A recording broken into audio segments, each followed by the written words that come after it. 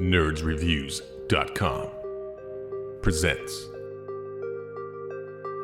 Nerds Talking, the podcast. Yo, we talk about lightsabers, stunning your TV screens, what you want to stream, everything beyond your dreams. Want to talk about movies, sports, or even politics? Go ahead and tune into us, we'll give you all of it. Whatever you're debating, Xbox or PlayStation, Marvel or DC, Mac or PC. Teraflops when the movie drops, gigabytes, chips, RAM, no matter what it is, we got all of it. Welcome to the show.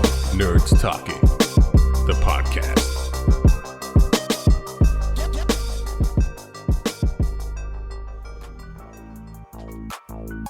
Welcome to the show, everybody. It's your introduction name, Captain Philip talking. And today we have a very special episode because it's all about comic books. I mean, I like myself some comic books. You know, every Wednesday I go to the comic shop and be like, hey, get my comic books. I like Superman and Batman. They're my favorite. We have Elliot Fernandez on the show today. He used to draw for DC Comics, and he's a very insightful individual. And of course, we have Lafayette and Carlos. Enjoy the show, everybody. Nerds Talking the podcast.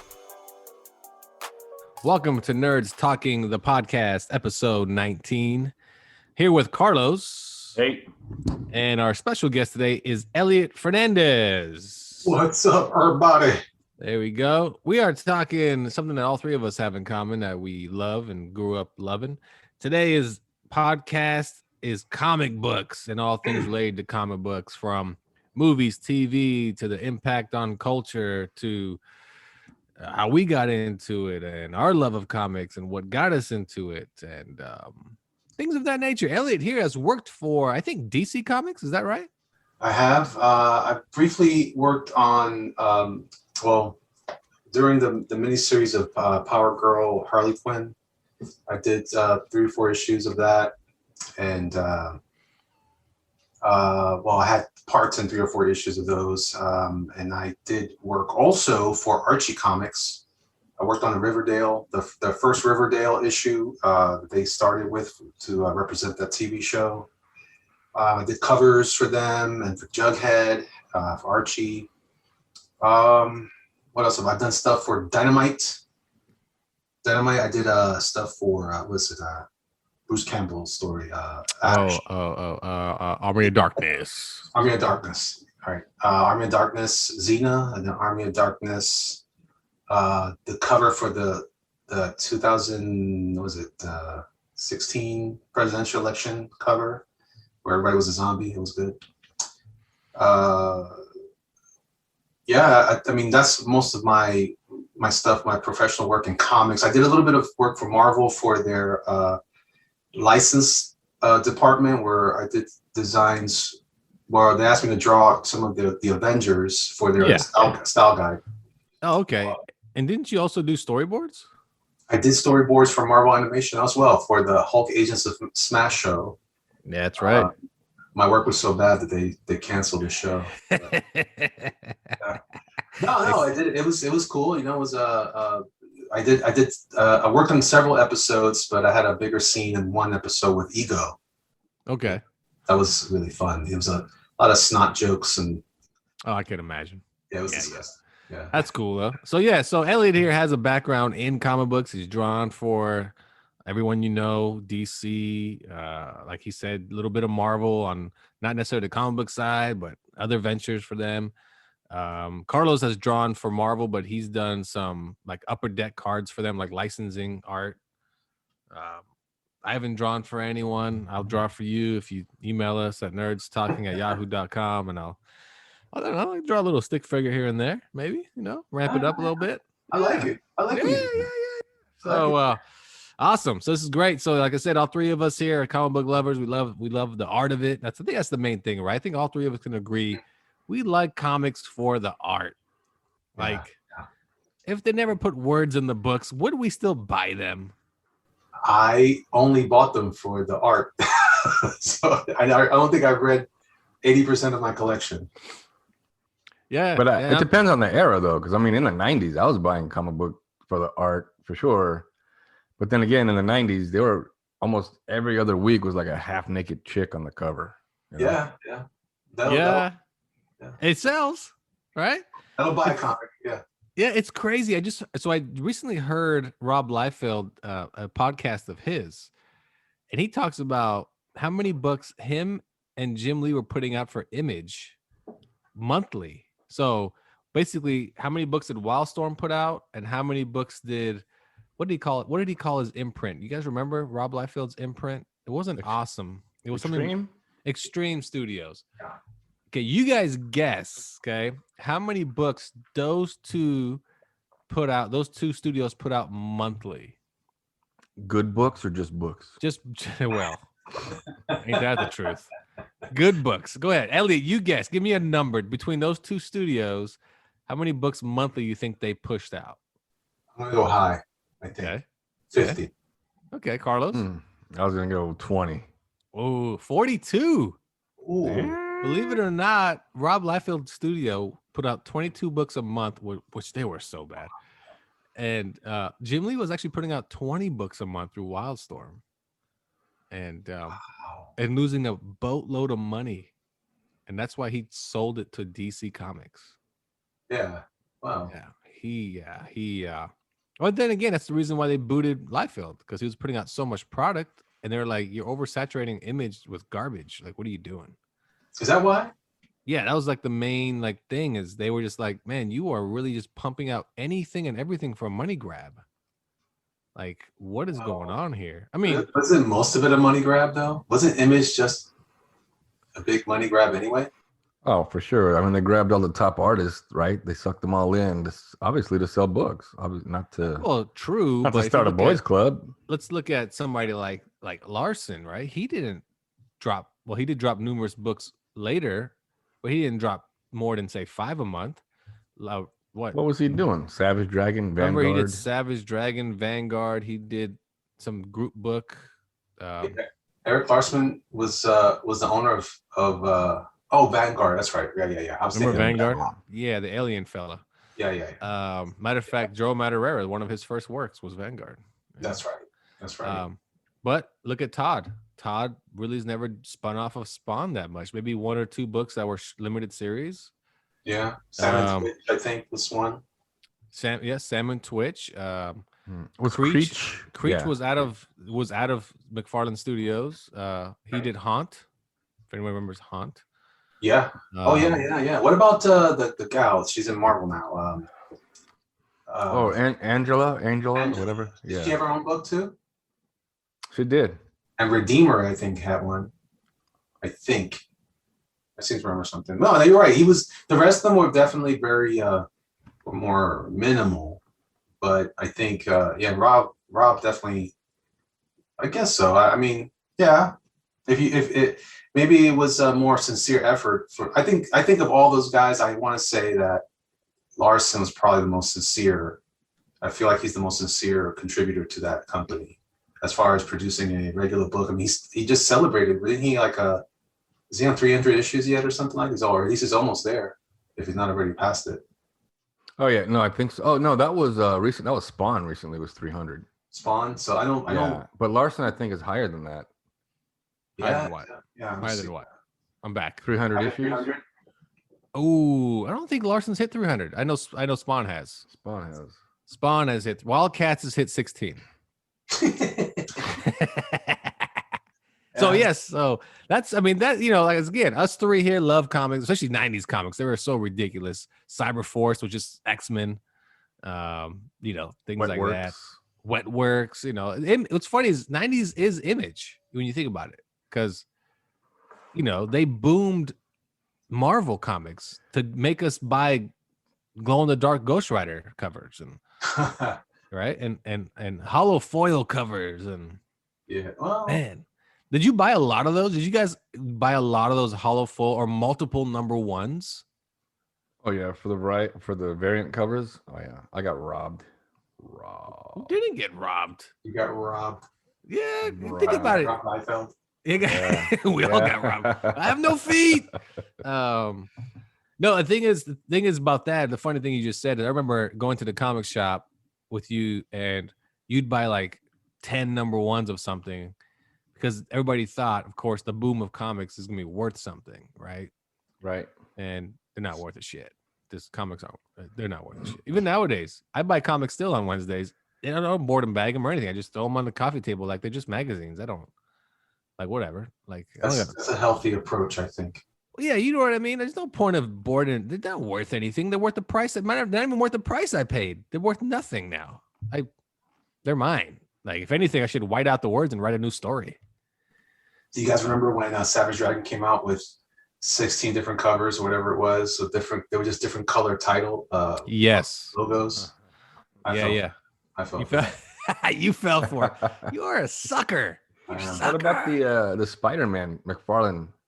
Like 3 or 4 different #1 covers. Now they were different colors, like a silver and a gold one and a The regular gold colored one. Yeah.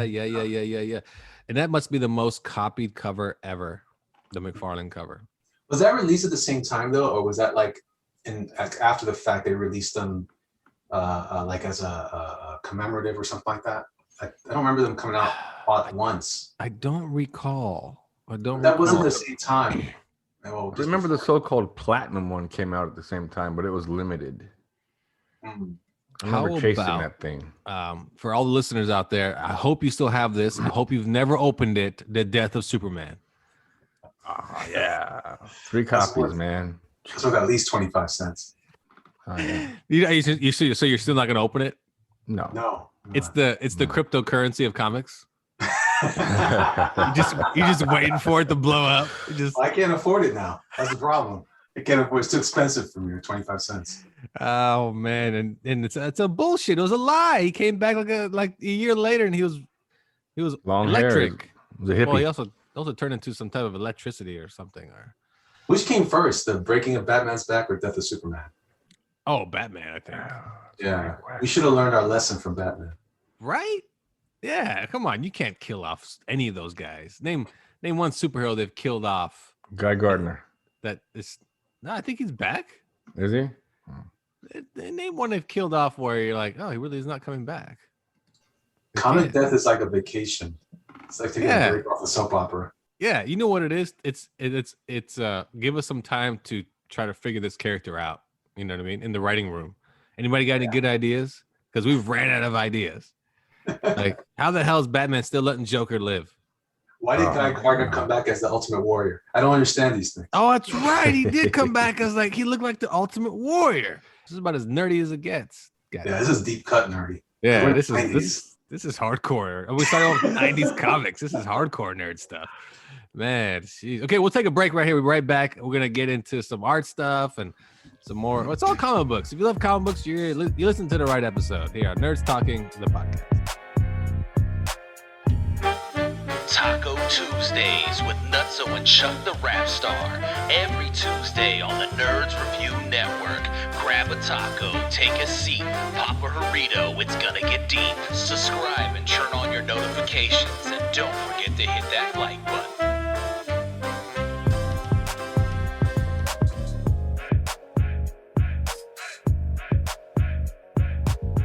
Welcome back to Nerds Talking, the podcast. I'm here with Carlos and our guest, Elliot Fernandez, a world-renowned comic book artist. To you people, because what do you know about comics, really? that's what I look at it. But that's great. So we were talking about 90s comics, and what do you guys remember the first comic book that not you bought, the first comic book that made you just love comic books? Like, do you guys Justice remember League. Justice League? I found Was an there- old no- pile of comics in my grandmother's basement that apparently belonged to my mother when she was a little girl. Justice League was in there. Oh, okay. Yeah. Elliot, you remember the first comic you were like, oh my God, this is so cool? Like, Yeah, well, for me it was. I think I can't say for sure. I gotta say it's gonna be Marvel Team Up. okay. So Uh, team book. I inherited a collection from a cousin of mine who had just moved, who just left Puerto Rico to California, and he left his comics behind. And I happened to visit that summer. I was like 6, 7 years old. Oh, And okay. I couldn't speak Spanish, so my cousin's like, here, just give the gringo this, and they gave me 1,000 comics. I was like, oh, Yeah, the gringo understood comics. yeah, I got that. I got the, I picked up everything that was Avengers, Defenders, Nice. and Team Up. That's all I cared about at the time. Nice. I it had to be pretty sure it's a DC book. And it's, you know, it's funny, it's not really a comic book Carlos actually had a coloring book. I still have that. I Yeah, still and- have that. And it was actually for How I to think draw DC characters. how to draw DC characters, but they look like the Super Friends. Yep. right? Yep. Mm-hmm. That's And cool. and this is back in what, like 84, 83? Like it's I far think it back. said 82 because I even wrote on the inside cover the date that I got it, how old I Yeah. was, and every year for the next 10 years I'd cross out my age and put my new age. Yeah. And I remember that book, Awesome. and I loved that book because You he hated colored. it. He You colored. colored it. You Well, ruined I it. colored it great when I was 3 years old. Okay. First of all, it's kick that. Hey, here's a funny story. So he found those books from my mom, those old Oh, Green Lanterns is a and good story. Batmans, and I'm Gonna talking like cry. he had some good stuff in there, like stuff that he could probably sell for like at least $30 a pop. I had these days. Batman number 100, the giant issue. Yeah, well, you did until I got my hands on it. No, I still have it. You didn't touch. No, you didn't. You didn't touch that one? It's Okay. not in good shape, but I have it. Okay, so what I did to his comics that he found is when I was like 4 years old. Don't ask me why somebody would do this, but got my hands on a pair of scissors, and I started cutting out the characters and using them as action figures. He was putting him on popsicle sticks. popsicle and he was sticks. playing with them. What? Yeah, I'm like, Green Lantern, you look so cool. John Byrne did a great job, and then I'm like, Superman, you get him, and then. Now I did that also because I grew up in New York City, and I Yeah. did that with the New York Post used to publish a Spider-Man strip. Oh And yeah. I would cut out Spider-Man the same way, but Mm. I would never have cut up a comic. Oh no, these are like his classic like 60s comics. Oh my A god! lot of detective comics went A to lot hell. of detective comics that I just thought these were cutout books. You know, when you're like 4 years old, and who gives a 4-year-old scissors? That's bad know. parenting. We know who's adopted. Yeah, right. They're like, let the adopted kid use the scissors. Maybe he'll finish himself. Oh man, yeah. So, Harsh. That's and harsh. then from there you love comic. Who's your favorite superhero? If you want to pick one, who is your favorite? You go Superman. first, Carlos. Yeah, Carlos, you go. I already know his. I already know. Superman. It. Go ahead. Superman. Yeah. Elliot. That's a hard one for me, man. I have a one of those IKEA glass cases full of Hulk. Oh, Just nothing but Hulk. But I'm also a gigantic aficionado. No, I wouldn't say I was aficionado. I don't think I'm aficionado of anything. I think, but I'm a big fan of Robin. Robin. What? you See, say that's Robin? surprising. Which Robin? Which Robin? Yeah, Dick which Grayson Robin? Robin with the panty liners. With the little elf shoes. little elf Yeah, shoes, elf shoe little Robin. Keebler shoes, Why did he Yeah, have? man. Why did he have? His shorts had like scales. scales. Why did he have Yeah. scales? I never understood that. Or was that metal so he couldn't shoot off his junk or something? To protect his junk. What are you talking about? I don't know. I think it was like a Robin Hood thing, right? Is that what it was? Ah, yeah. And don't So get he me has wrong. The elf shoes. He had one of the coolest costumes, even though it was weird. So when I was growing up, I grew up on I'm a 70s and 80s kid, and I grew up on the 66 reruns of Batman Mm-hmm. from the 66 era. Mhm. Anyway, Adam West and Burt Ward, and Mhm. I loved that show. As far as I was concerned, that was Batman. I didn't understand the humor. I didn't get it. Yeah. To me, it was totally camp- serious. Oh no, that's true. Yeah, Yeah, I yeah. always thought it was serious too when I was watching. Oh, it. I thought it was serious when I watched it. And to be honest, Robin looks so cool. Man, did. but I tuned in for Batgirl. Oh, Man, dude. she Every got some time- curves on her, boy. I Dude. tell you what. If the credits showed her drive by on the bike, I was pumped up. Ah, blood started pumping, huh? You sent out your bat Oh, signal. I got you. man. You sick son of a gun. No, but My favorite hero will always be Superman. I've always loved Superman. Superman as, you know what it is when you're introduced to comics and they give you like, hey, here's this guy. No one can beat him. He's the greatest. Oh, thanks. Like this Yeah, is who this is the coolest. Oh, here's Spider-Man. No. You told me this guy here is like a living steroid. This is awesome. How did you consume Superman first? What was your first Superman? Man, Superman was probably cartoons, to be honest. Yeah. Probably cartoons and the Christopher Reeve movies. Okay. You know, Yeah. but I mean, here's the thing. Like I said, Carlos found a stash of comics. I gotta, then the Super Friends were popular. Yeah. And Superman he's always the leader, right? But even if he wasn't the leader, he would stand out. You know what I mean? If he wasn't the leader, for sure he would just stand out. Superman he's a badass character, but the problem with Superman, his flaw is he's hard to write. You know what I mean? He's hard to, he's hard to create storylines for, because we know in the end, nothing's gonna stop Superman. Not So even. I have some nerds discussion on that whenever you're ready to talk Oh, about okay. what the reasons are. I have some new hypotheses and ideas about all that. Of Superman's what his flaws could be, and Well, why he's so and, difficult to write. what's okay. Yeah. Go ahead. No, go for it. Jump. It's now Superman segment. Well, no, it's actually an interesting. So I have a business partner, Andy Rivera. He's one of my best friends, and Yep. we're always trying to figure out like what works and what doesn't work. So for those of you out there who are still wondering what the heck we're talking about, there's a long-standing controversy in comics, from the longtime collectors to the modern guys who only know the characters from the movies. And so one of the challenges that they've always had, one of the theories is that comics have outlived their purpose. Did I say porpoise? Not purpose. They shouldn't have lasted this long. I remember John Romita Sr. said something like that. Even back then in the 60s, they thought it was gonna, like, the superhero would come and go. Yeah. And Marvel. And I think the reason why is I've kind of started to do some interesting analysis about the difference between your characters that are stories that are plot driven versus comics that are character driven. So Marvel has always benefited from a character driven story. That's why I think like comic books like the X-Men benefited from Claremont's writing in the 80s. He was very dense. He was very verbose. For the audience, that's Chris Claremont, and did he write the Phoenix Saga?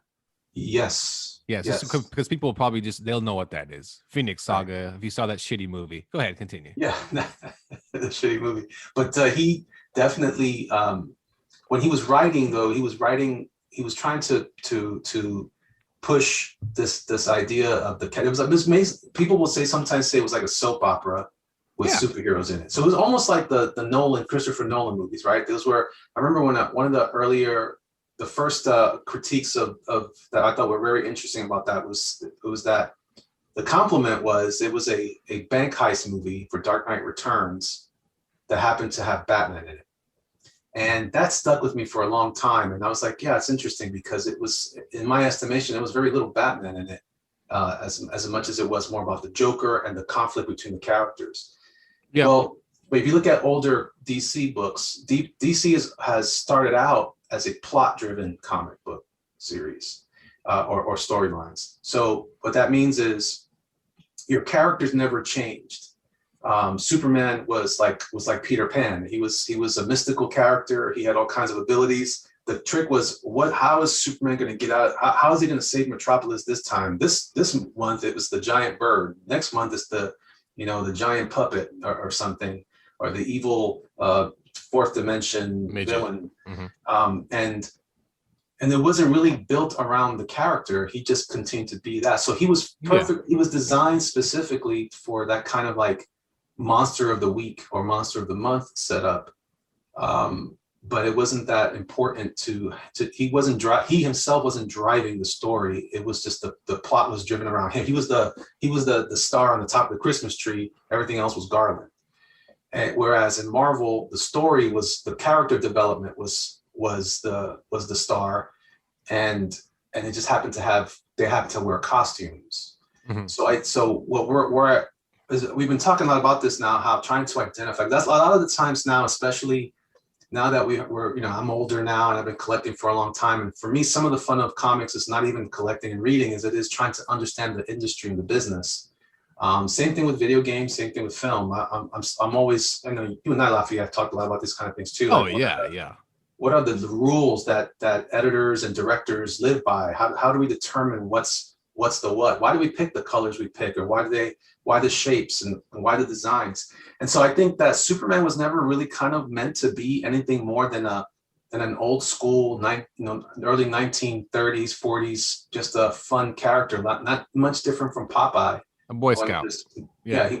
Right. But he's only a Boy Scout because they didn't know what to do with him. Batman was a little more fully formed, but even he's pretty flat. They're pretty two-dimensional characters, not nearly as diverse or interesting as like Wolverine, for example. It's like, oh, he's a mysterious guy. You can most of the guys you don't like in Marvel comics, they tend to be great DC characters. Like Captain America is kind of flat. Yeah, he's a DC character. You're right. You're right, because the good characters you hold back a little bit. You know what I mean? Yeah. You don't give. What's funny you say about Batman. Batman, we know everything about Batman. We know about the parents. Okay, that we know his fear and so on and so forth, and why he's Batman. There's no more to give us. There isn't. He just in reality, he's a horrible detective. Not good. Yeah. He doesn't show up with like the Penguin, lock him up for a long time. I'll catch him next month. What do you mean you'll catch him next month? I need something to do. You know, like, and that's the thing about the movies, like Man of Steel. Did you guys like? I know Carlos loves Man of Steel. Ellie, did you like Man of Steel? I hated Man of Steel. Yes, you don't like Man of Steel. This show is over. Thanks, Elliot. But I really do understand, though, especially after I've had many years to heal since those movies came out. Emotionally, I actually understand what the appeal is of that character, but why everyone felt like they really need to have him. To be honest, it was an earnest attempt in retrospect at giving that character some dimension, which otherwise previously couldn't have it. And that's why I think in the comic books, there's a reason why Batman. So we were talking about Marvel versus DC, like who would fit. Batman is actually a Marvel character for some of the stuff that he goes through. Oh yeah, because he goes through hell. Right. He's challenged at a character level, and he gets beat up. But Superman is difficult because he was made to be like a genie out of a bottle. So, but in the Man of Steel film, I still feel like some of the characterization was a little off the tone, but they do. And by the way, I also don't think that this is an either or proposition. I actually think, your characters that are flat, they're fine. Like Flash Gordon, he was a flat character. Buck Rogers, those old strips, they're really kind of boring if you try to put them into like connect them with a Marvel team, right? But Star Wars characters are pretty flat. If you actually look at them, they all fill a certain role again, like along. Yeah, they fill a need for the story. Exactly. Yeah, they're really kind of surface. Like you couldn't put them out on their own and create a story around them because they fill their purpose for what they're there for. Right. When you first meet Han Solo, he's a rootin' tootin', gun shooting, burrito killing, shot first. Right, one shot first. Yeah, but what happens though is that, and you can see in those, that's a perfectly acceptable setup for those type of characters because the story's also kind of direct and very simple. Yeah. Good versus evil. It's almost like it's like fill in the blanks of the story. You know what I mean? Oh, Han fits here. Oh, this is a perfect spot for Luke right here. And, right. Well, literally, you're right. Luke wears white, Vader wears black, and they're kind of good and bad, and yeah. But, you're not wrong though, yeah. But with Punisher, Wolverine, Spider-Man's super complicated, right? Spider-Man's got to figure out how to save everybody, but he's got to take care of his aunt. But he's really in love with Gwen Stacy. Maybe he's got in a love triangle with Mary Jane. Like it's a complicated freaking life. How are his grades though? That's another thing that we're about the grades, and God forbid if he doesn't please J. Jonah Jameson, it's a very layered of character. And how is it he only gets the photos of Spider-Man? How does he do it? How is he on top of the Empire State Building? That's another thing too about Clark. Does Clark only get? No, he gives those photos to Jimmy, doesn't he? Like he hooks Jimmy up with the photos. Right, of Superman. Jimmy gets the photos. Yeah. Lois gets the story. Lois gets the story. Yeah. I mean, it's and Lois lives off of Superman. If there's no Superman, I don't know. That's true. That's not in Man of Steel. In Man of Steel, they try to make it like she's, the the Pulitzer Prize. Prize. You know, Yeah. I'm undercover and I do this. But from the old movies and from the comic, if Superman didn't exist, she'd be writing obituaries. Probably. But you get this interesting dichotomy, but I don't know that they're necessarily they have to be at odds with each other. I just think that one serves a very specific purpose, which is the more direct storytelling, good versus evil, which I think is where Superman thrives. Yeah. Oh yeah. And that's why it's difficult. So when you're trying to give him a background story, his whole backlog is nothing but flat stories. And he'll always save the day. right. Yeah. Right. And it's funny you say that because is it Brian Bendis? Wait, is that right? Michael Bendis? Michael. So he got hired to write Superman probably like 5-6 years ago, and they made a big deal of it over at DC Comics. If you guys aren't aware, Michael Bendis is a huge writer in comic books. So they thought he's gonna come in and shape the whole thing, and I started buying him. Let me tell you something. Just like this, what you just said, he tried to create a story and drag it out as long as possible, and it was so goddamn boring. You're like, just punch something, Superman. I don't care anymore. All right. It's like, what are you doing? Why do you have feelings all of a sudden? Like, Well, this is a question for Carlo. Carlo, which is your favorite Superman story? It's in the last 10, 20 years. That's a damn good question, man. I can tell you right away. I know. I bet when You know I what? tell you, you're like, yeah. Well, if I had to pick one story, it was only because it's like a big deal for me when I got this. It was the Superman versus Muhammad Ali book. Okay. I had like I had the giant issue until my goddamn dog got a hold of it. Neil Adams, man. But Kill yeah, that book. I don't know why, but I'm recently reading the Tom King Up in the Sky Superman book. Uh-huh. He did 12 issues. Tom King, that book is so convoluted, man. It's so confusing. I'm like, Tom, stop. Just You think stop. Tom King's a bad writer? How about the fellow that writes that heavy metal garbage, Scott Snyder? Oh my god, that guy's horrible. I don't know if he just writes because he picks stuff out of a hat. Like he takes suggestions from homeless people around the corner. Hey, write something on this post-it note.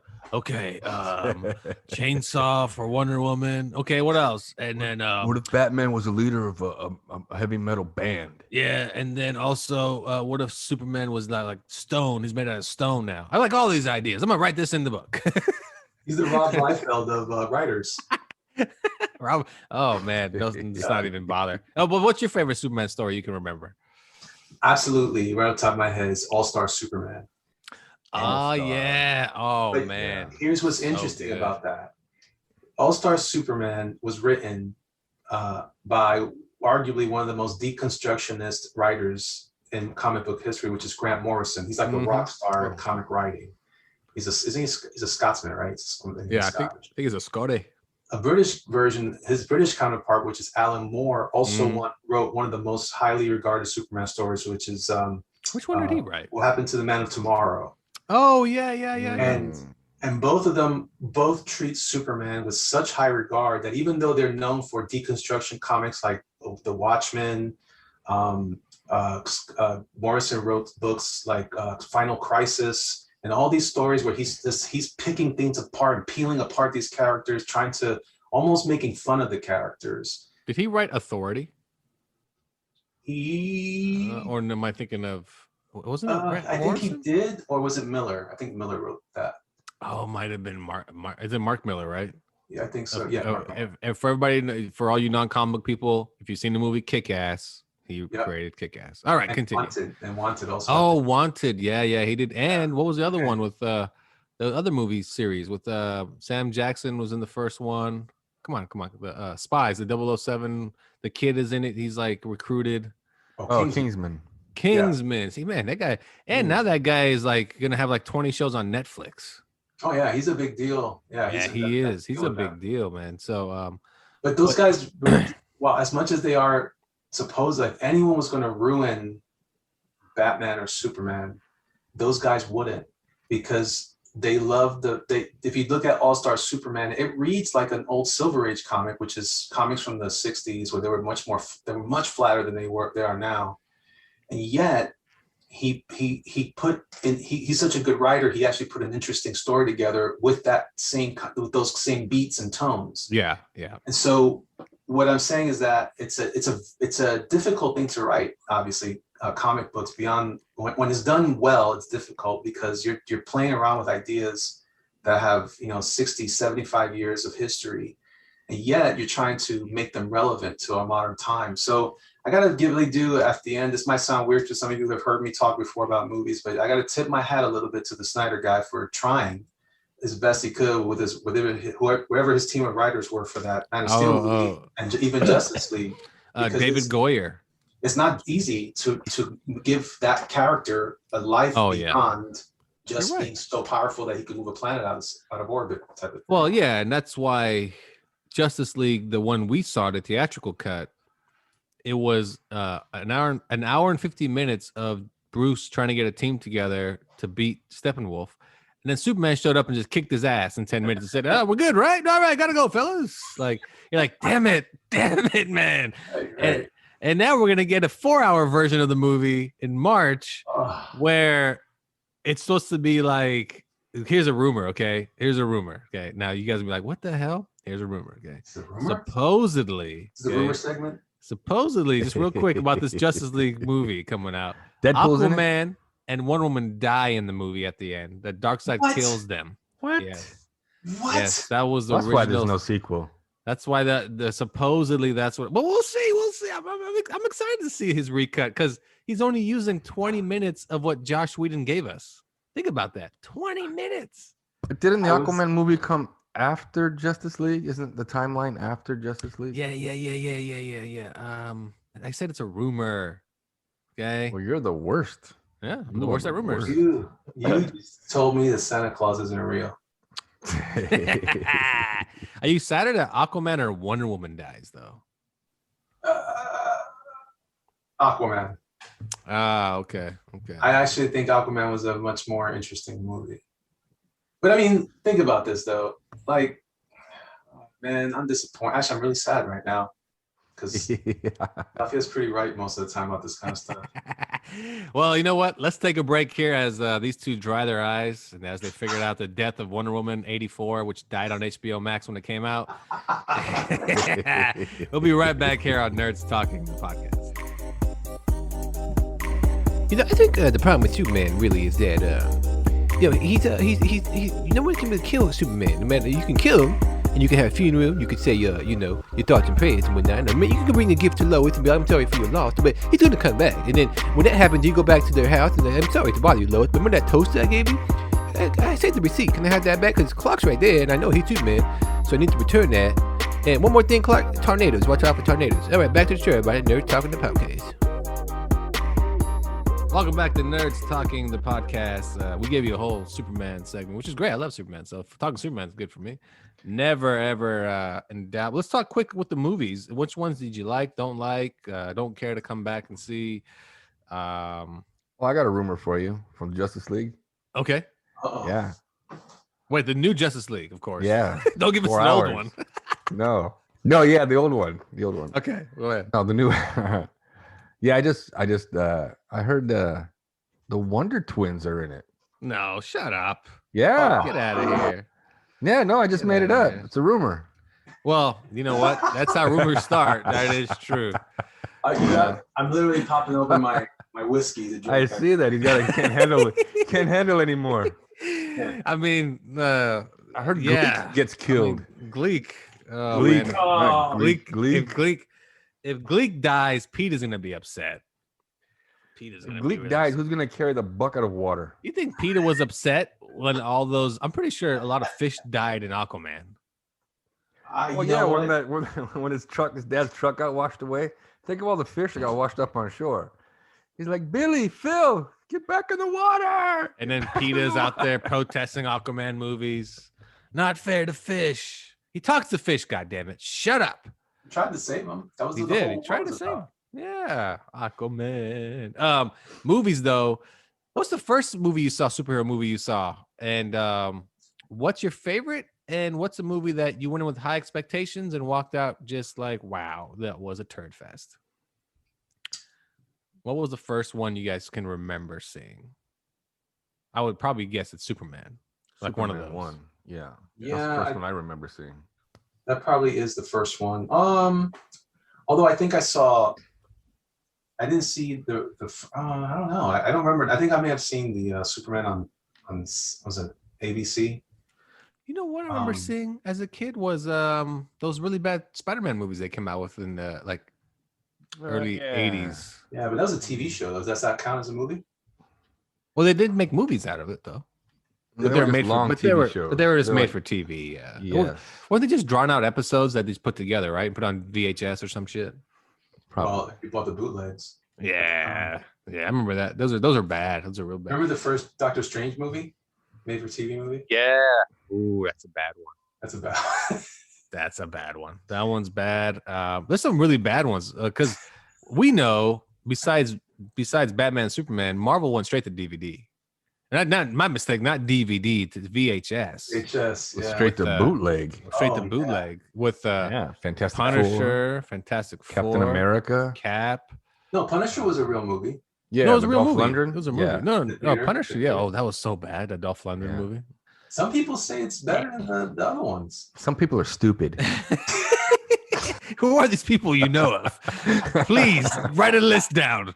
Let me drink some more. Give me This their is- numbers. I will call them personally. I will call Look, the person. stupid. The only I thing that will was call- Punisher in that movie was a dagger. It had a skull on it, and that's it. That's it. Not even that. I'll call Spielberg and ask if you ever thought of a sequel to Schindler's List. I have a new list for you. Well, let's go through. What do we got? We got He-Man. That was a super. Oh, Masters of the Oh, Universe. shit. Oh my God. Yeah. Well, that was a. First of all, was it bad when you saw it, or was it, or did Skeletor make up for it? Because he was pretty cool. He was pretty cool. I think Pretty He-Man cool. looked cool. Oh, Lundgren- He-Man did look good. Lundgren as He-Man was a good choice. Man at Arms didn't look too bad. No, Tila was kind of cute. Yeah, that was okay. The new character they introduced, Instead A of little- Orc, they had that goofy troll-looking dude. From Yeah, that was yeah. dumb. That was and dumb. then the instrument they used to like travel interdimension or whatever it was, where Cosmic flute or something. it was weird. yeah, It was that like weird it was like a saxophone, something like that. That was weird. But you know, it was one of the first appearances of the girl from Friends, Courtney Cox. Courtney Cox. That was, I think, her She first. is. She's one of the main stars in that movie. Yeah, Yeah, she was yeah, cute. yeah. He was also on a TV show called The Misfits of Science. That was very X-Men-y. You remember that show? No, that one I don't remember. She was on that show, huh? I'll send you. Misfits. YouTube it, everybody. I'm pretty sure it's on there. Yeah. Misfits of Science. So how about, like I said, your favorite superhero movie? One that you think trumps all. It comes on, you watch it. Dark you know, Knight. Dark Knight. We got Dark Knight on the board. Elliot, Dark Knight made the board. I'm gonna go with Christopher Reeve Superman, the first one. That's my still my favorite. Superman 1 Good on the It's time. board. Okay. I'd either go with Winter Soldier. Oh, that's a good one. Yeah. Or Dark Knight. Either or, because those are very story driven. You know, Mhm. those movies are really good. The reason why Winter Soldier is so awesome, I did not expect the Hydra twist at all when I was in the theater. I agree. Yeah. At all. You're like, what? Like, Yeah. but what's the movie that you walked in going, this is gonna be the greatest thing I've ever seen in my life? I'm gonna witness something that is gonna just change my whole outlook on life. And you walked out and you're like, well, that didn't work out. Well, what if I got out and I thought I liked it for like a week and then I realized it was bad? That happens too. Where Yeah. you walk out and then you go, wait, no, that's stupid. Oh, okay. I'll give you two of them. You can do that, and you can do one. You just walked out going, that was garbage. I did not. I ended up hating Ang Lee's Hulk. Mm. I wanted to Oh, love man, it that so was bad. Mm. I wanted Okay, to love it so okay. bad. And that was your high expectation movie, huh? Yeah, that was the highest expectation Yeah. I had, and because of the expectation was so high, and because there was very few superhero movies at the time, Yeah. I just kind of I thought I had to like it because I was going to lose my nerd card. But Turns out it was like unanimous. Everybody hated that movie. I don't Okay. know, I got to think about the one I went in. I don't go Yeah. to the movies often. so I don't know which one we'll come back to you. We'll come back to you. Okay. How about you, Carlos? Name one that you went in thinking it was gonna be the greatest thing ever, and you just were like, "F that," and never gonna bother again. Well, just real quick about the Ang Lee Hulk. I tried to give it, man, yeah, that was cool. He tried to make it look like a comic book. He had the panels going everywhere, right? And I thought, yeah, that's kind of, but I was like, no. It was at the end, the Nick Nolte scene, him fighting his dad. I'm like, no, just burn the theater down now. Burn it down. yeah. Yeah. They and tried that's- hard, man. They tried hard. I mentioned this before in a previous podcast. It's Wolverine Origins. What a shit fest that was. Yeah, but did you walk in with high expectations? I did because they said Oh. Gambit was in it, Daredevil, Deadpool was in it, and then all of a sudden I got this. I was like, yeah, no, but that was horrible. I mean, Gambit was stupid. Yeah. I like Deadpool that was movie. stupid. You said like that it? movie? God damn, you What's love going on? canceling podcast. This show is over for real this time. That movie God was so damn. bad. Here's How the much thing. whiskey did you drink? So I walked out. Okay, X-Men is mine. Okay, Really? X-Men is mine. Is that, I remember- you thought it was good or was bad? High or- expectations and going, that was garbage. I remember walking out of X-Men going, that was just, what's up with these horrible costumes? What is up with these? Like everything seems so second rate garbage, and it just wasn't good. The whole scene on Empire, no, it was a Statue of Liberty. Statue The was whole good. thing, it was, and what's funny is that kind of doubles also as a, oh, that was so cool, and then going, oh, it's trash. But only saying that to people that thought it was cool too. You like it? Yeah, I thought it was like. Then in my room, I cried. I didn't like it. I'm lying. I'm a liar, because it was just horse shit. I didn't. I don't think there's one X-Men movie I actually liked. Oh well, my bad. Yes, there is. First Class.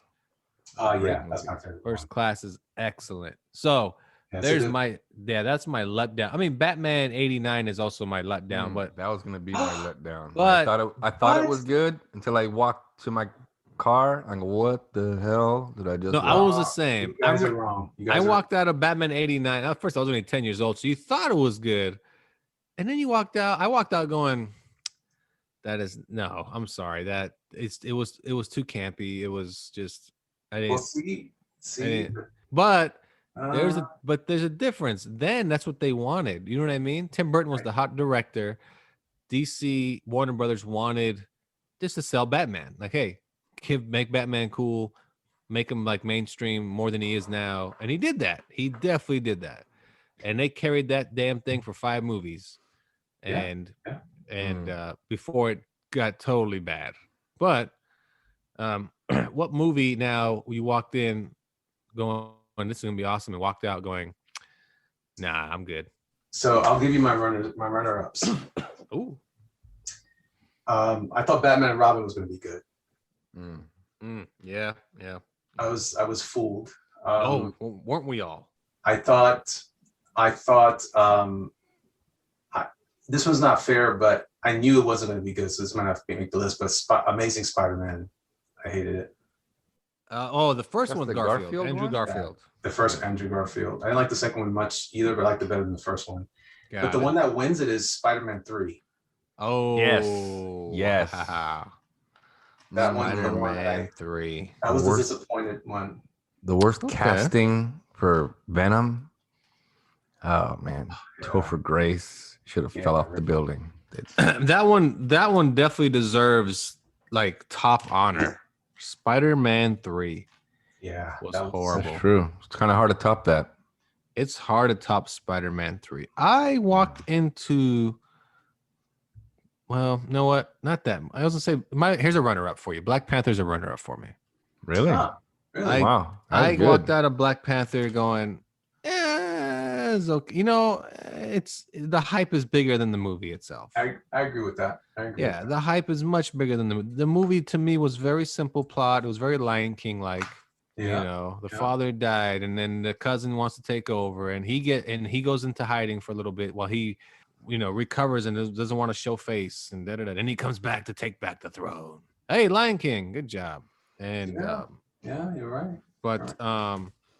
but that's okay. I mean, again, but that's my runner-up. But the one that I think I walked into, where I was like, this is gonna be awesome, and I walked out going, and this is all based on previews. It's got to be Batman versus Superman because the previews made it seem like this is gonna kick ass, and at that's true. some points it kicked ass. We always, I always say the Batman scene in the warehouse. Yep. The most badass Batman scene ever. Like that's Batman. Oh yeah. Batman, if you give me 90 minutes of him just going warehouse to warehouse doing that, all because he didn't get his Amazon order in time, and he finally finds it. Alfred, you'll find it, Master Bruce. Yes, I found it. Finally, I can cut my hair now with a Flowbee. I'll be right back. 90 minutes of just looking for his Flowbee order. I will watch that movie. The saddest part is he kicks only Amazon employees' asses. That is it. But that'll probably be my number one movie of all time. That's hilarious. How about you, Carlos? What's that's a good no, something that I really had high expectations for, and when I came out, I was like, oh my god, why? As Dark Knight Returns. Dark Knight Returns. The second one, the sequel. The sequel, the Bane. Rises. Sorry, Rises. Yeah. Dark Knight Rises was my god. See, I can't even get the title right. That's how bad it was. That's not a good movie. Yeah, that movie has 5 minutes of Batman, maybe. Yeah. That movie. Always doing. Yeah. So hard. Man, but there's a lot of movies like that. I didn't have high expectations for any Fantastic Four movie. So I wasn't ever disappointed, but they weren't good. But I wasn't. Silver Surfer looked cool. He did look cool, and I always tell people this: the first half of the latest Fantastic Four movie is really good. The second half is like, wow, what the hell happened? Yes, it's caca. Yeah, it's so trash. Other movie, but how about movies that you weren't expecting anything out of, and you're like, that was really good? I'm gonna go with Blade, the first Blade. I didn't expect it to be anything else. I just thought it was gonna be cool. Wesley Snipes, he's a vampire hunter. That movie kicked ass. Yeah. I'm trying to think. You're giving me hard questions tonight, man. I know it. I'm hoping you take a while to think, because I'm thinking over here too. I think even, to be honest, even which the movie's good. Everybody agrees the movie's good. Doesn't matter who you ask. But the third Thor movie, I walked in and was going, okay, yeah, this is gonna probably be okay. It was so damn good. Ragnarok. But I didn't have high expectations. But I walked out going, holy crap, that's that makes a high, like, Marvel movies. That's like my top 3. That's same here. Did you see the pictures of him in the costume he's wearing? Yeah, the latest one. New pictures, yeah. He's got the blue pants and the yellow straps. Baby. You noticed? Yeah, you noticed that he's rocking that 80s. Was it the 90s costume? No, he's. You know what I think he's wearing? Is wearing the Eric Masterson. That's Thunderstruck. Yeah. Thunderstruck. He's wearing his vest. Yeah. He's got the blue pants on. Yeah. And you notice how big he is. Huge, man. You know why he's that big? Because he takes steroids. Hulk Hogan. Because the Hulk Hogan biopic he's gonna film right afterwards. That's right. He's getting super bulked up. Yeah. Are you serious? Yeah. Is that gonna be a comedy? You know what, brother? You don't say that to me, brother. Take 5 minutes. Say your prayers. All right. Well, that was our movie segment. That was fun. It was a good time. Spawn sucked. Everybody remember, Spawn movie sucked. We can all agree. Is that good? Yes, all the house? All right. As Elliot takes this 8th shot of whiskey. Good Lord, man. We'll be right back here on Nerds Talking the Podcast. After I watch the Fantastic Four movies, I tend to drink a lot of alcohol too, to rest my memory. And other movie like that is, you remember that movie with The Punisher, with Dolph Lundgren? Man, I was black-eyed drunk after watching that movie. Did not want to remember that one at all. And then, Captain Marvel kind of did that for me too, but I got a little bit high, you know what I mean? Back to the show, everybody. Welcome back to Nerds Talking the Podcast. We are talking comic books, from movies to comics to characters we love, movies we love and hate, here with Carlos and Elliot. And we're going to talk about movie villains, or just villains in general, and why they're so stupid. Because they don't ever accomplish their goal. The Joker did. What did the Joker do? Heath Ledger? I mean, he did create chaos. Created chaos. He did. Yeah. He did. And he did. When you think about it, he did reach his end game because when he got caught, he might have made it sound like that's fine by me. We're both into this, right, Batman? This is fun. Right. Yeah. His Yeah. line was, "We're destined to do this forever," until I take some Ambien and fall asleep with my face down on the carpet.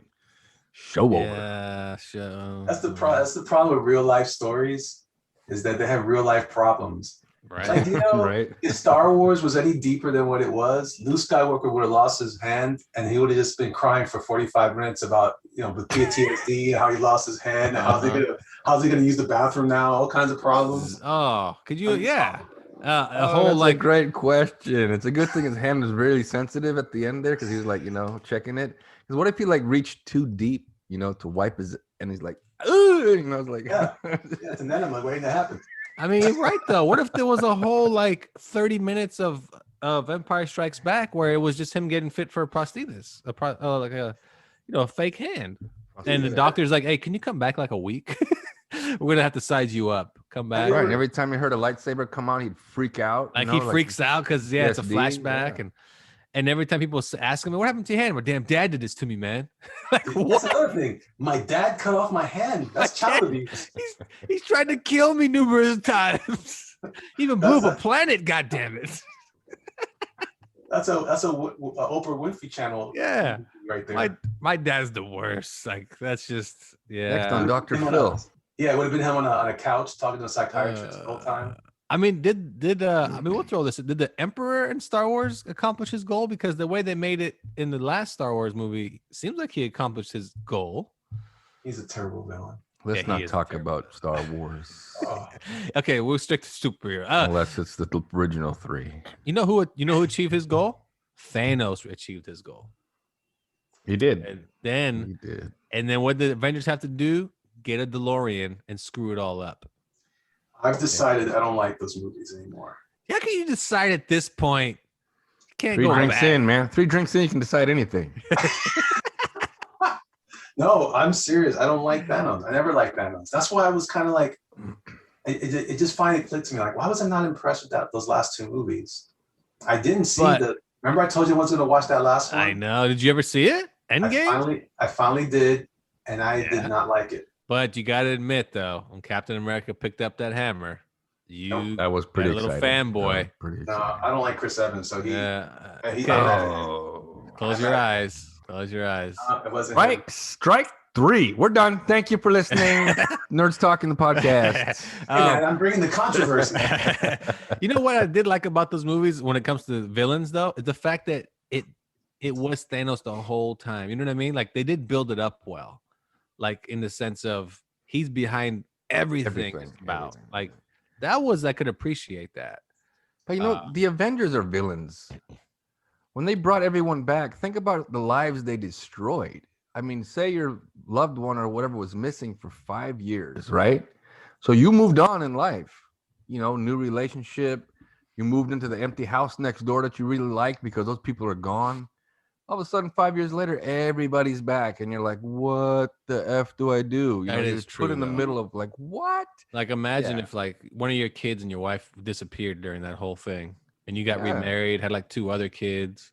All of a sudden, they come back and they haven't left. Like they pick up right when they left off. Right where they left, yeah. And they're like, "Hey, I'm Peter. What have you been up to?" Oh shit! Like, god damn it! Like, What about those people that were flying in the airplane? Better hope the pilot didn't disappear. that's true. The pilot though comes down. Did the Well- airplane get snapped back into? Well, remember when they come back? I knew They I all did- just- I- they all just oh my appeared in god! a What if they row. just appeared back in the air, just in the Yeah. air? Oh, and they Yeah. just fall. Thank you. Now I'm not gonna be able to sleep. Oh man, You good got a point. You got a point. There's a lot though. There's a lot that Mm. could happen during that snap. You're right about that. Do What this if is you're why- in the middle of an accident or something like drowning, and you come back, you continuously drown? All right. What if you're okay? But what if you're in the middle of sex and all of a sudden the person just disappears and you're like, "What did I just? I'm good. I'm that Yeah, good. I'm good. They disappeared. Oh, I blew him up." and then you reach into your nightstand and there's the sex stone. You're like, "Thank you, sex stone." That was the seventh stone or whatever. Yeah, the seventh. Thanos is like, "Where's the seventh stone?" It's the sex stone, sir. Oh no, he can keep it. He's cool. He's cool. He's got the stones to do it. Yeah. But then he's- 5 years later, some random chick shows up moaning and whatever in your bed naked because she just got snapped back. Thanks, Avengers. But what if she comes back? No one's in the bed. See? What if she comes back? She's in the bed, but you've remarried, and now your new wife's like, "What the hell is this chick doing here?" That's right. Mm. That's right. And she shows up like in the middle of the night in between the two of you. Like, Now, who's broken this into is our the house? thing. Who's this Are you You're naked saying lady? that you're saying the Avengers ruined a lot of lives because they went back and saved a bunch of lives, right? Really, did they save anybody? They didn't They save. think they saved lives. But Stupid smart Hulk. I mean, did we really need some of those heroes back? Give or take, maybe. You know, I don't know if we needed all of them. You know, all we needed was Tony. I guess he saved everyone. He's my favorite one of the whole group. He's gone. You know what? There's no bad Tony Stark in Marvel movies. Like He's you know what I mean? great. Yeah, He's my favorite thing in those movies. Oh, And he's great, man. And Ruffalo's a great Hulk. I say Banner, I should say. You don't like Ruffalo so much? Yeah, he's pretty. He's better than Norton, or they soured me, man, with that smart Hulk nonsense. Well, 5 years later, you never know what you're gonna get. And because that actually looks and sounds like Ruffalo, I'm like, I forget him. Oh, it was dead on. It was Ruffalo. Yeah. That's his real life. That's how he talks in real life. Yeah. That's what I'm He's saying. weird. It was just him. Yeah. But Ruffalo's we're going back soft. on the villains. Who's the villain? Who's the villains? Who's the loser villain? And who's the worst villain in all superhero movies and comics? Kevin Spacey. Kevin Spacey. Well, we're not going with Kevin Spacey himself. Plus, he was a horrible Lex Luthor. I mean, the fact that movie was a sequel to Superman 2 is stupid. Okay. But who's the worst Lex Luthor? Eisenberg or Spacey? Not as a character, not as a person. So we're going person. Spacey's obviously. Eisenberg is my least favorite. Yeah. I think Spacey was a good casting. Yeah. Who was the original? It was Gene Hackman. Gene Hackman. Yeah. Spacey's better than Hackman casting wise. What about Hackman was. Michael Rosenbaum? He was good. Oh, good. he was okay. I mean, the thing is that it was such a small set type of thing, and I don't know. Was he? Pretty good, man. He was evil on that show. He was good. Yeah. Evil I think the guy. show was drawn out too long, but initially he was good Lex Luthor. Smallville, everyone. Just let you guys know, fill you in. Smallville. Okay. I mean, Eisenberg, I think, is the worst. he is the worst, but that's how they wanted to play him. You know what I mean? The maniacal Facebook owner. Like, that's what he was. He was the maniacal Facebook owner, like the maniacal millennium. He was a weird cast though for that. I mean, yeah, I guess you're right, but he was a I weird don't know. cast. I mean, you have Superman. That guy looks like he's 47 years old. Batman's got gray hair, and you get this kid as the villain. Yeah, kids are smart And these then days. he wasn't even consistent. Like he did a lot of that kind of thing. He was like, When he's like, Bruce Wayne meets Clark Kent, you're like, oh, what the like, what is this? and he's shaking his hands. Yeah, I'm doing surprised jazz hands. I'm surprised that someone didn't come up to him, sir, the clown acts later. You can't be on the floor right now. I think the worst villain, I guess loser villain. That's how we're looking at it. Which villain you're like, that was kind of a waste. Who was a villain where you're like, Well, you mentioned it earlier. Blade. Deacon Frost was lame. Deacon Frost was The- pretty the lame blood, though. The blood god, whatever he was, the big. Stephen big Dorff. general. Yeah. He was rough. Yeah. He was a cool villain throughout the movie, though. Yeah. Well, that's just it. His idea was smart. He just didn't work out for him. And he got stuck with all the needles and blew up. He didn't figure that part out. He didn't plan on turning into Kool-Aid, though. I guess the worst villains have to be the ones in the Schumacher movies. When it comes to like just straight garbage. Yeah. Like Freeze was rough. Freeze is probably the worst. Probably the worst. Well, there was 3 different villains, and they're all neck and neck. They're all bad. Oh, how Ivy was bad? bad. Okay, Bane was bad? okay? But is Two-Face any better? Is Riddler any better? Think about the concept of Riddler and what they were trying to do: suck out people's mind or something through box tops or some shit. But see, you gotta go back to that though, right? That's what I'm saying. It's the You've heard me campiness. argue this. Yeah, The it's the reason- campiness. That movie was an homage to the Adam West movies. Yeah, no, that's what I'm saying. Those movies in general that's what they were. Yeah. They were But campy. I mean, look at the Robin scene when they're climbing like the fake Alcatraz, you know, and what does he say? Like, holy something. Holy rusted metal, Batman. Yeah, Holy holy rusted rusted- metal. Yeah. And he turns back, he's like, what, Robin? No, really, holy rusted metal. You're like, oh my God. Yeah. Hole yeah. in the middle. But I will say though that if you listen to the plot, like when I work now, I don't watch a lot of movies, but I'll play them in the background. So I don't watch a lot of new movies because I don't want to miss up on the visuals. But when I watched that recently, and that one actually had a really smart story, really interesting dialogue. It's just the visuals ruined it. They're horrible. Yeah, well, that's the thing. Yeah, I that's guarantee when they were writing those movies and plotting them out, they sounded great. And then they put them on film. And you're like, oh, why do we have this so much neon? Like, what is going on here? And why is it the way to beat Two-Face is simple? Hey, Robin, grab those 10 quarters real quick. I got a plan. Like what? Like, Can you bring your coin purse? like that's it. We're That gonna was his need it. plan. And I hate when Two-Face talks to Batman, when he talks to him as Harvey, you know. He turns Yeah, like to one Bruce, side and then to we were the other friends side. before, Bruce. Blah, blah, blah. Like he could turn into the Joker real quick, and you're like, oh my God. Because I think he was the Joker. I think he was trying to do Caesar Romero. That's what I think. Nicholson. At least he could have kept the mustache on over the makeup. Oh, Caesar What is it? Romero? Oh, Yeah, because they killed off the Joker in the first movie, which is always Yeah. the problem with these movies. They always kill off the villains, and they're like, guys. So when Schumacher comes in, he's like, I want to do the 66 Batman yeah. show, but the main one of the favorite villains was him. So they literally got this guy to do the Frank Gorshin Joker. I'm sorry, Riddler. That was what's his that's name? true. Harry's Yeah. thing. He even wears a Mhm. costume. And then this guy, he's acting like if you listen to him laugh, he laughs and talks like Caesar Romero's Joker. And then Oh yeah, big time. so but I think it's because they killed the last one, but so he didn't act like a Two-Face. He acted more like the Joker in those movies. Oh, big time. Maniacal as Definitely. hell. And yeah.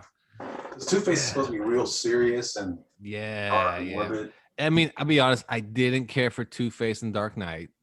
And the reason why is because he's Two-Face for 10 minutes. He's not, you know what I mean? Yeah, he Like- deserved his own movie probably. We know Two-Face. Two-Face turns into basically a mobster, you know? He basically turns into like a Yeah. crime mobster. We got 5 minutes of Joker walking into the hospital and create chaos. Okay. F it. I'm half my face is burned off, you know? His role in the film was excellent though. As Oh. Harvey. It's great. Yeah, It's it's hard. Oh, I mean, It was awesome. man, that movie is really, that's a good movie. That the fact that Batman has his suit has function, you know what I mean? Yeah. It's a military tactical outfit, and his car is also a military vehicle. Blah blah. Like, and the whole idea that when Enterprises does that, they build military stuff. Why not just use it? Like, screw it. It's to my advantage, you know.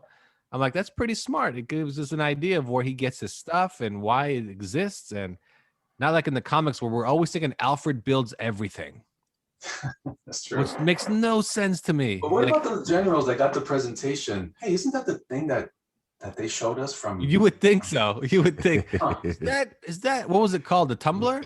Yeah, that's a Tumblr. Tumblr, right? Yeah, isn't that a Colonel. Tumblr? Colonel No, Jackson. no. Ours is brown khaki camouflage. It's Yeah. not Oh. black. Yeah. It's not Oh, okay, black. that's good. You're right. Yeah, Forget Come on, it. bro. yeah. My bad, my yeah, bad, yeah, my bad. yeah. And Wait, what was isn't that suit that we're supposed to use? No. for- Ours doesn't have a bat symbol on it. yeah. Oh, that's right. And the belt has suspenders. Okay. And that's Belt- for spelunking. Right. See? Right. See, nice fuck, try. Nice Keep going, try. guys. You got it. Yeah, because I could imagine Bruce like walking downstairs with like, you know, his cup of whiskey. He always talks like this no matter what. And then he's like, Alfred. He's like, yes, Master Bruce. Build a car. I need a motorcycle. If you get a chance, 6 suits, one for underwater, one for space. I'll be upstairs. Like he's like, Master Bruce, that might take years. It's fine. I have nothing to do. It's more, yeah, 30 days. The next issue comes out. Yeah, I'm gonna Make be it upstairs snappy. practicing my kung fu-y. My Hong Kong fu-y. Like, By the way, it took the highest ninja master 26 years just to learn one move. right? I'm gonna do that kung fu, Huh? judo, jujitsu, Everything. everything. And then he turns to I'm him, a Master fun Bruce, guy." would you like to also have a gun? Guns. He slaps him. First of all, I killed no one. how about the Joker? He's killed thousands. That's okay. I won't kill him either. I got these guns. Yeah, I got these guns. I got these. These are good enough for Chuck Norris. They're good enough for me. Yeah. Oh I man. got another bad villain for you. Yeah. A little more contemporary. Okay. Well, actually, you mentioned something earlier. It's either the Mandalorian, the Wonder Woman 84, or the mustache Ares from the first Wonder Woman. He was terrible. Wait. We're talking about the villains, yeah. right? The villain. Wait, so Ares, you're going with Ares? You're going Ares is with Wonder Woman. Yeah, had yep. that- He just had that British mustache. He looked yeah, terrible. yeah. Mustache, Okay, yeah. we got Ares. We got Wonder Woman 84. And Those are yeah, the two. Those are the two you're putting up. Those are and that's same character movies, and both have terrible villains. You know Why the is thing. The thing about the first Wonder Woman though, Ares was played well until the end because he was part of like the plot of, he was a good guy. We thought he was a good guy the whole time. You know what I mean? And And- telling them, oh yeah, this is where they're attacking. Go here, go here. You know what I mean? Like this is dangerous. Don't go there. And then you find out he's the bad guy. He just looked like shit at the end of the movie. The effects were so Terrible. garbage and it was trash. And the director didn't want any of that. But of course, they're like, you need to have a big ending. And as for Dude. Max Lord, man, oh man, just man. Hold I on, wanna see- hold on. I wish they didn't make that movie. I want to see the origin story about his kid. Yeah. How he met with him. How now I want to see his story. Yeah, make a sequel about Max Lord and his kid now living in a 1-bedroom apartment somewhere in like Ohio. And he just like, I had it all, son. I had it all for about, how long was that movie? I had it that long. Like 90 minutes. 90 90 minutes. And this cheetah lady tried to help me. And and Wonder Woman, who for some reason wants to be a secret. She doesn't want to be in public eye. She ruined it all just by crying in the corner like a little girl. I'm saying, like, why was she hiding? Why did she have to hide? You know You why? won. Look, Because Bruce Wayne had to figure her out. That's why. what's that? Number one, true. that's true. That's But true. number two also is she won the battle by whimpering and crying in the corner talking to Max Lord. There's no big fight. It was just, Max, don't do this. That's not you. And Max is like, you're right. You're right. I wish everything Think go I'm back. listening to you? Yeah. I just, oh man, you're right. Max Lord was, man, that movie was just bad. Let's not harp on it, but it was bad. How about I got another one for you. Yeah. How about Robot Rhino from Amazing Spider-Man 2? Robot Rhino. Can we count it? Because this is he's only at the end, isn't he? Yeah, it was wearing a robot suit. No, it's crap. Don't get me wrong. And it looks bad. You go back and see the CGI. Paul Giamatti looks like he's floating in it. It looks really bad. I mean, Electro sucked too. And Yeah. Electro He was wasn't as horrible. bad as Giamatti. no, but that served no purpose. Why'd they bother? You know what I mean? Like, it's kind of like Spider-Man 3. Why didn't you just leave it at Sandman and that's it? Would have been Right. just fine.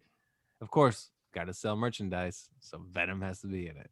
You know what I'm saying? W. Rad says we have to do this. No. Yeah, do you that's mean? that's what it is. Yeah, that's right. AV Arad or whatever. He was in charge then. Yeah. Yeah, he Whatever. wanted- That's the story. He wanted them in there. Yeah. I don't know. What are some other bad ones? There's a bunch of bad ones. Oh, there's a ton of bad ones. Look, Kingpin. Michael Clark Duncan's Kingpin You didn't like him? in Daredevil. You know, I just didn't understand the casting. And I don't know. You know why? Because he's a big dude. It's a big dude. Yeah. It's hard to cast Kingpin. Think about it. Look at the Kingpin in the Daredevil Well, in TV TV show, yeah, he's Garbage. horrible. He's like Down syndrome or something. Yeah, and he's Oh, crying you all don't the like that guy? yeah. Well, he's No, crying all the horrible. time, and he's whining, and Okay, like, why are you always whining about your wife or your like? Shut up, you wuss. because I love her. Yeah, no matter Because what. I that's need to it. be with her. Yeah. Oh, yeah. That's how he spoke too. Daredevil. Yeah. Why do you talk to me like this? He enunciates. Yeah. And I hated him so much. I liked them okay, but I liked his wife more. She was this was her the fox, silver fox or something like that, Vivica Fox. I forget her Vivica Fox. I found her out, but then she's a specific character. She was also Lara in Man of Steel. Oh, yeah, I remember. It's like, where did I see her from? She was Laura Laura L. whatever. yeah, I know you're talking about. Yeah. Like, Oh, she was. I didn't even pay Yeah, attention go to back, that. if you go back and Man of watch it, Steel. she's beautiful. Oh, to give Carlos any excuse to go back and Mhm. watch Man of Steel. Like, Oh yeah. wait, Mhm. in Man of Steel, did you see the part when Superman, like he fell in the water and like if they fished him out or whatever? Remember that part? Yeah. I'm just giving you a reason to go back and watch it. That's all. Oh. I don't. Do Who you cares? remember when Zack Snyder was saying that, there's a whale in the background that's supposed to be an allusion to Aquaman? Yes. Right, that was- yes. Dumb. And there was a Yeah. toaster that was supposed to be Cyborg. Cyborg. Yep. Yep. And there was a tumbler that drove by, and that Yeah. was Batman. Mhm. Yeah. Yeah. It was a letter T. Yeah, It was that's a all it T. was. Just a T. And then he Represented Tumblr. he ate Wonder Bread at home. Wonder Woman. It all adds up. I knew the clues were all there. Landed on love. Oh man. Okay, we'll take one more break here. We'll be right back with Nerds Talking the Podcast. I think if Batman was a real person, he probably wouldn't, just arrest people. I think he'd probably kill them because, well, the Joker's killed many people. Why would you keep putting him in jail and then he escapes and then you gotta do it all? Well, I see now. He wants to keep doing what he's doing because then if he arrests everybody, he can't be Batman no more, and then he can't have the fun at nighttime running around in costumes. Okay, don't kill anybody, Batman. I see what you're doing. Good job. Back to the show, everybody. They're talking the podcast. Welcome back to Nerds Talking the Podcast, here with our comic book show with Carlos and Elliot. And let's get into real quick with Elliot. Let's get into what you're doing, what you're working on, what everybody can where they can find you, and what's your project. Also, your favorite artist, maybe currently. I'm not sure if you have current favorite artists, but I do. but yeah, let us know what are you working on at the moment for your projects. Well, I'm working on right now a Indiegogo project that I successfully funded called Doom Kicker. Doom Kicker is a supernatural adventure story with this guy who kind of looks like me. He's chubby, and lovey. It's a little extra, but no, he's just a regular guy who works as a security guard who has like an unfulfilled life, and he wants to do more. He wants to live up to his father's legacy, who was the sheriff of his town in West Virginia, and he uncovers in the process of trying to get a job at the sheriff's station a conspiracy, a supernatural, paranormal conspiracy that's been going on in the town. And he is the one to fix the problem and save the earth. Via West Virginia. Nice. And it's called Doom Kicker. Doom Kicker. It's still active on Indiegogo, but I'm currently I had to put it on pause for a while for a variety of reasons. Some of it to do with the virus and other personal things, but I'm back on it.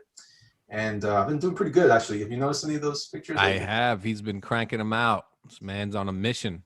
Yeah, I'm excited about it. He's doing everything. He's drawing it. He's inking it. Aren't you coloring it?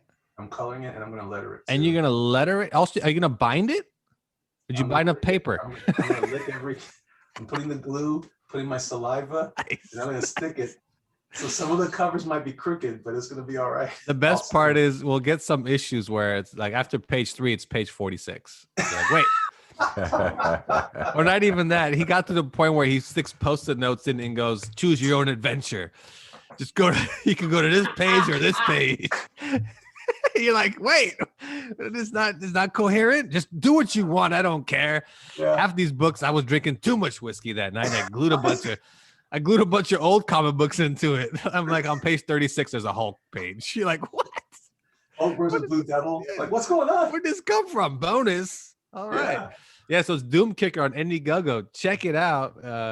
I've known about it for a minute. But I backed it. But yeah, you should definitely back it. Check it out. Indiegogo. A lot of comic books on Indiegogo. Independence. Yeah. And by the But, way, guys, if you want to check it out, you can follow me on Instagram under Elliot Fernandez _artist, and you can see. So I'm updating on a regular basis every day as I kind of do some more panel work. I'm putting it in there. I just finished up the thumbnail for the next page. So I'm working on it tonight. And and it's cool. Yeah, you can actually see him work on the book as he goes along, and it's like a cool process. And then for you've been drawing forever. It's like it's like what do they call it? Second nature, or what's that? What's it's definitely intuitive for me to draw. Yeah, I'll tell you what, man. I'm excited because this is the project. I knew that I was going to tackle it a little differently than my normal comic work. When I first started doing comics, I was really trying to imitate a lot of like your DC, your Ivan Rises and Jim Lee's and stuff like that. But I really decided over the years that I really wanted to draw in a style that was comfortable for myself, and now's a good time because in the indie market is thriving in that regard, and not crazy, but it's growing, and it's a good opportunity and time for you to kind of reinvent yourself if you're an artist and create new things and find your audience and get people to enjoy your work as you like to do it. But I'm really kind of having fun just drawing in the style that I'm working in. Is a lot more lively, a little more lighthearted. Oh yeah. It looks very like a detailed animated kind of. And I think it's great. I think the book looks fantastic. It's how many pages? Like 90 pages. It's over 100 pages. Yeah, it's over 100 pages. He's drawing the Bible. You should just send it like loose leaf. Let people just deal with it. Like, you know what? That's a good idea. Send it all loose and then instructions. But they have to buy the glue separate. Like everything's sold separately. Like you're just banking on more and more stuff. Like, if you want personal, like personal Zoom meeting with me, it's $50. I'll show you how to put the book together. The base model comes with a hole puncher. That's right. I can, here you go. I can fax you the book. It's extra. Like I do like keep the page as like the page, the climactic scene. Yeah. Keep that, and then like if you want this one, it's an extra $5. Yeah, like hold on to little things. Like some panels don't even draw them in. They're like, wait, what happened to this panel? You know what? Either draw it in yourself or send it back to me for $10. I'll fill it in for you. It was a late or yeah, do like DC was doing for a bit. You can buy like Batman and Wonder Woman and Superman all blank.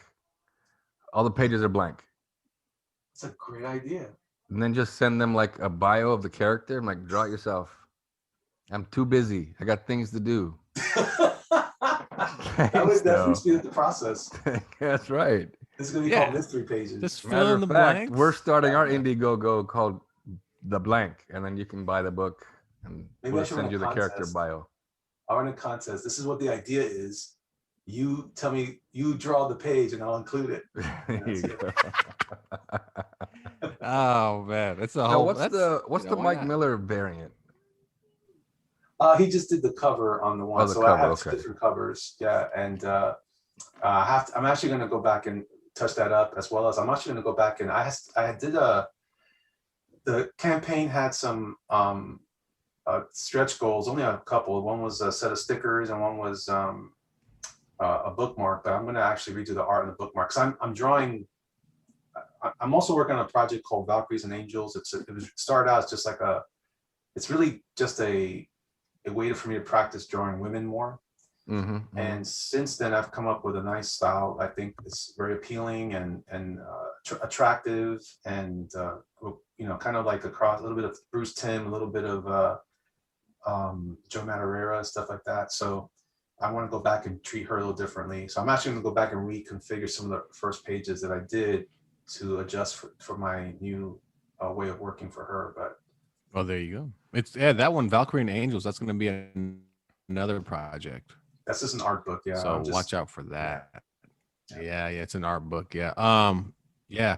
That's awesome. So yeah, definitely check out Doom Kicker on Indiegogo. Follow Elliot Fernandez on Instagram. You got like 3 Instagrams or something like that, or 2, or how many you got? You got Doom Kicker. You got. I got a special one for the official Elliot Fernandez. Yeah. What I did was I have separate ones for I was just trying to figure out how to reach a broader audience.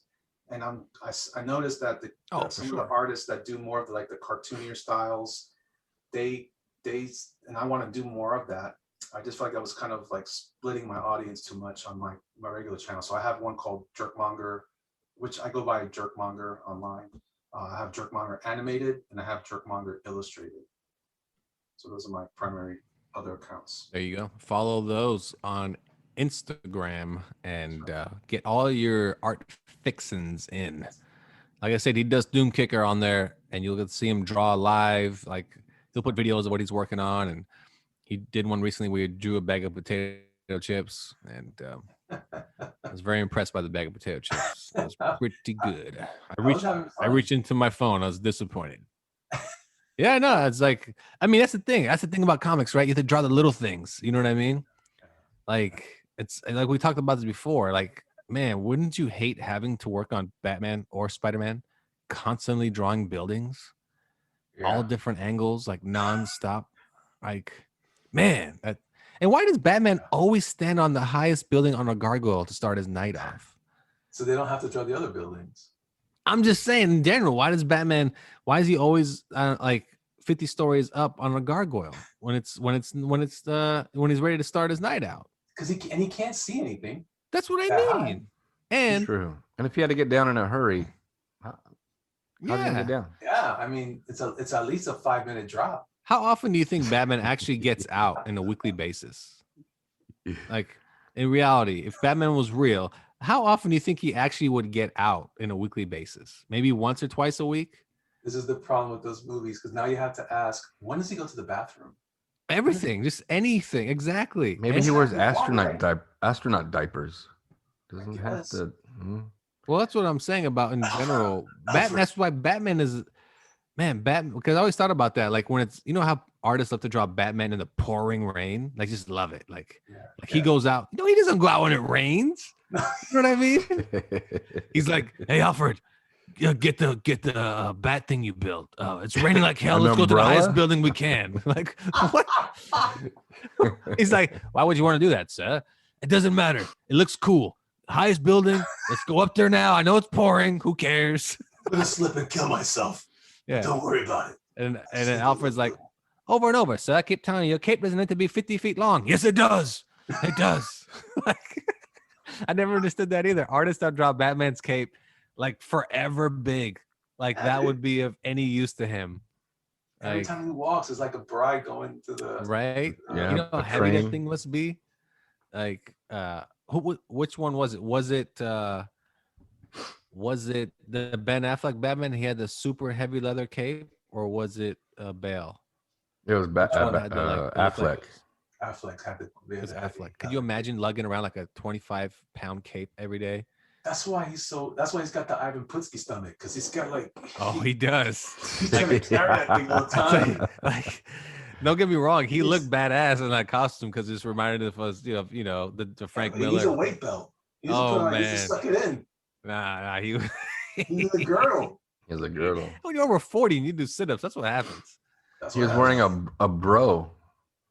Yeah, we're a bro. I think it's funny when you think about superheroes in real life. Like Batman definitely only gets out like maybe 40 times a year. Yeah. Imagine all the times he gets shot and stabbed and beat up and accidentally falls off the gargoyle, because it's raining because he's an idiot.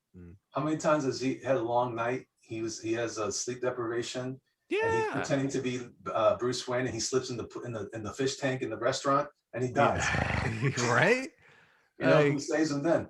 And how does he explain like missing like 3 months of work, showing up to a board meeting with like a black guy and like a sling? Like, what the hell happened to you? Ski trip for the 10th time, Bruce? I'm bad at skiing. Get off me, bro. Well, Mr. Like, Wayne. Yeah. You want nuts? Let's get nuts.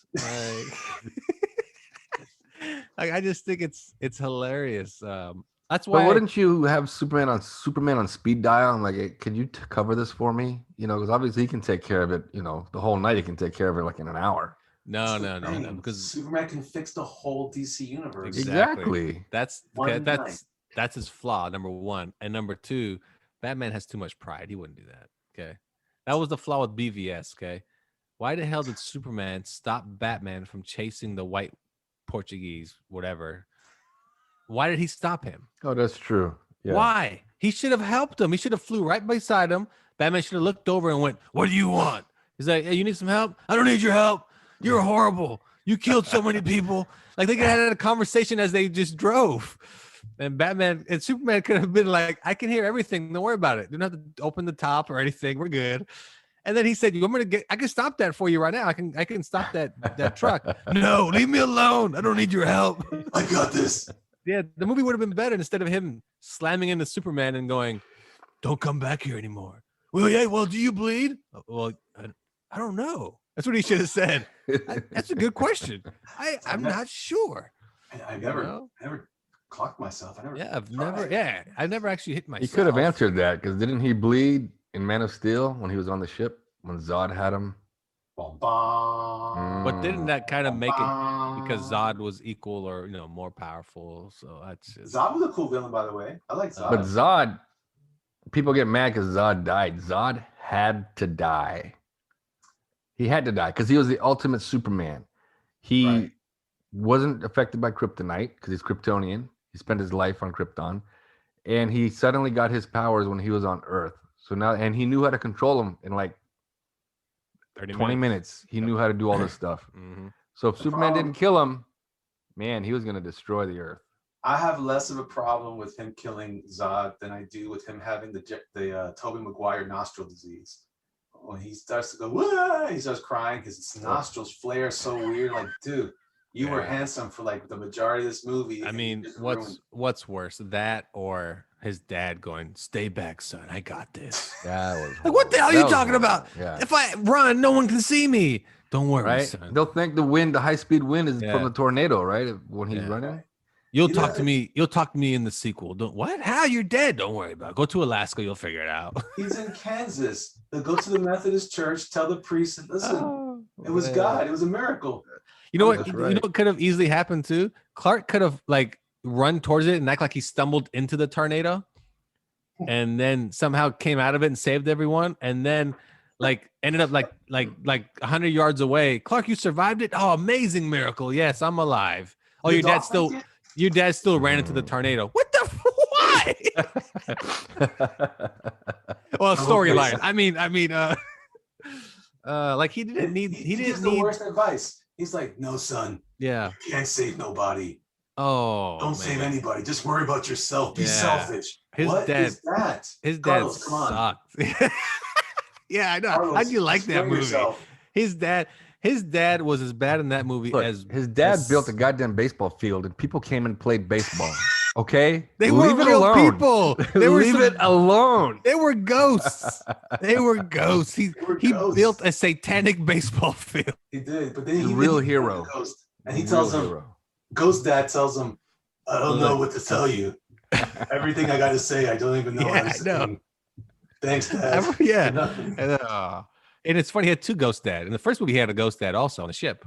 That's right. Yeah, he had a Ghost Dad on the ship. Yeah. And again, that'd have made for a good sitcom. Ghost Dad. Ghost Dad was a Bill Cosby movie. Yeah. Was it? Yeah.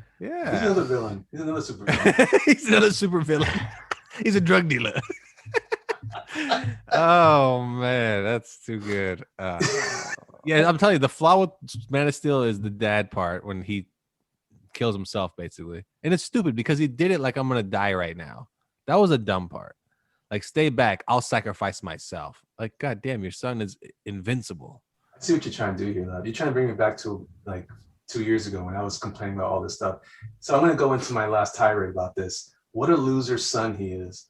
He's adopted by these poor people who live in Kansas. They have no powers. They got to manage this Brightburn kid. And then what happens is after they get him into that, he leaves and goes, "Hey, Mom, guess what? I found my real parents. Yeah. They're way better than you. They're on a ship. They're on a ship. And guess what? He doesn't even get off the ship. So I can just leave when I want, come and go as I please. You can see her heartbreak. Did you notice that scene? Yeah. If you look at her face, she's like, "Oh, that's great, son." Yeah. Oh, yeah. Yeah. Hey, She's so her whole world crumbled because she can't have children. And yeah. He's just like, whatever, mom. That scene is the worst scene in the movie, and the worst scene in BVS, of course, is Superman acting like a traffic cop, like just cock blocking Batman as he's trying to stop the Portuguese whale. That was the worst scene. The whole Martha thing wasn't the worst No, scene? because that ruined horrible. Superman in that movie. Superman isn't like that. Superman would never threaten Batman. He would just be like, he would probably go right past the Batmobile, be like, that's the thing I'm going after. I got it. Don't worry about it. And he would stop it. He wouldn't stop Batman because, first of all, why is it that Batman treated him like a threat? I mean, come on. When Superman throws the satellite down in front of the drone, the drone, and if he had sneezed by accident, he would have killed that guy. Yeah, that's true. There's so many flaws in Superman.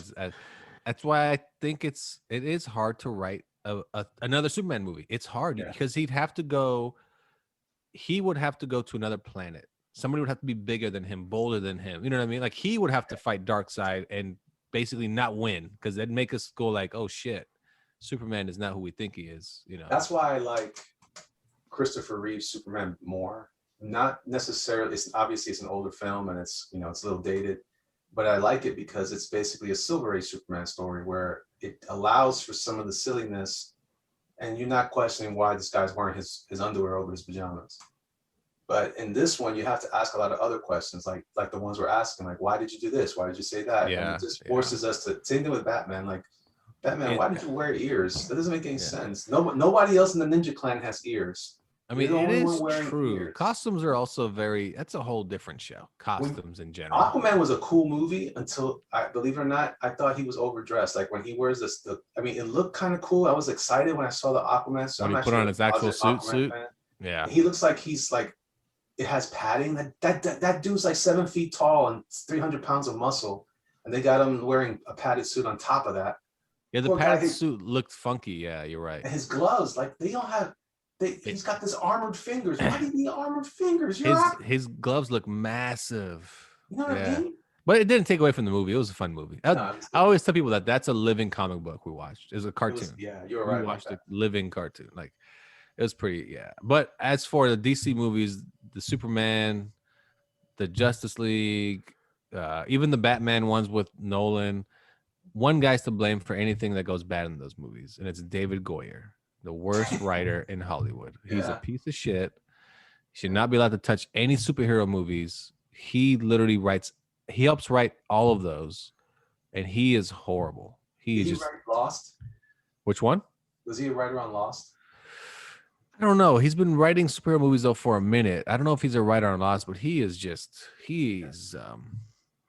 should have ran into the tornado, and that would have been okay. Well, that's our show for today. Thanks everyone for tuning in to Nerds Talking, the podcast. Definitely talk more comic books in the future. We love this stuff, especially the movie stuff. You can nitpick movies all day. You can nitpick superheroes all day. It's fantastic. I love it. And then we'll have to get into the Marvel guys next time. We'll get into some of those heroes. And does anybody really like the Fantastic Four? No, they're not that cool. They're not that cool. So thanks everyone for tuning in. The Nerds Talking, the podcast. There's Carlos over there. Bye-bye. Bye-bye. And there's Elliot. Thanks, Elliot, for joining us. Thank you for having me, guys. I really appreciate it. You guys are awesome. All right. I'm Lafayette. Nerds Talking, the podcast. See you next time. Well, that's our show, everybody. Thanks for tuning in. Seems like we just kind of hopped on a lot of Superman, Man of Steel movie. But, it's okay. Some parts in it doesn't make too much sense. Like when his dad says, "Don't do anything, stay right there," and I'm gonna die. I mean, what? I don't even know what's going on anymore. Anyway, thanks for tuning in to Talking the Podcast. Remember to download and turn on notifications and subscribe. And have some fun, everybody. See you next time.